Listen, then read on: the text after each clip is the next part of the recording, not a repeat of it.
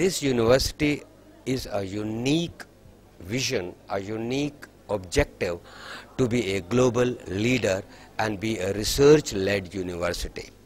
By research-led university, I will like to clarify is that the stress is going to be on postgraduate education, on research, on PhD education, and the total population in the campus is going to be around 50-50.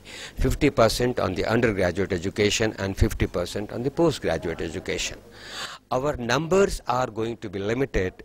About 8,000 students in 8 schools of the university over a period of couple of years, but the quality will not be compromised. Today's need of industry is more interdisciplinary in nature.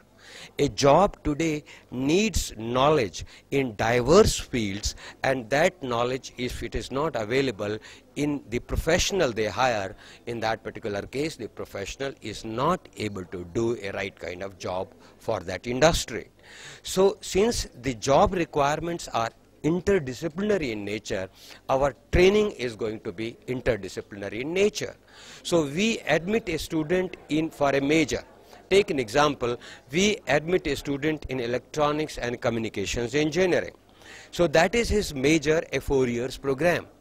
But the student at the time of admission may not know as to what are his professional ambitions and how he maps into that. So in that case, he gets an opportunity to diversify his base, to go to the interdisciplinary areas by picking up minor area.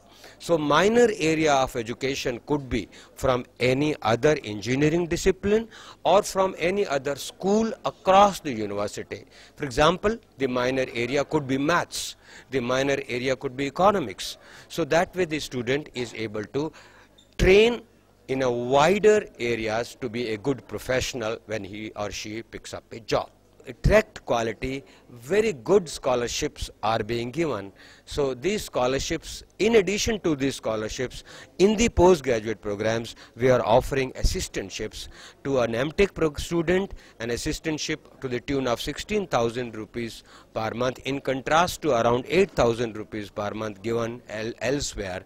And to a PhD student, we are unique.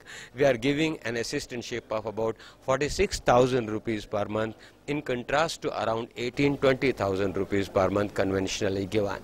Since I said we are interested in quality and not in quantity, so to attract quality we have very attractive scholarship programs.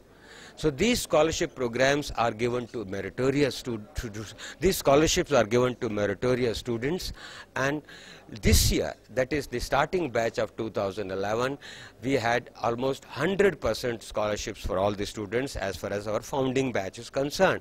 But from 2012, we are going to have 60%, almost 60% of our students will be getting the scholarships from the university.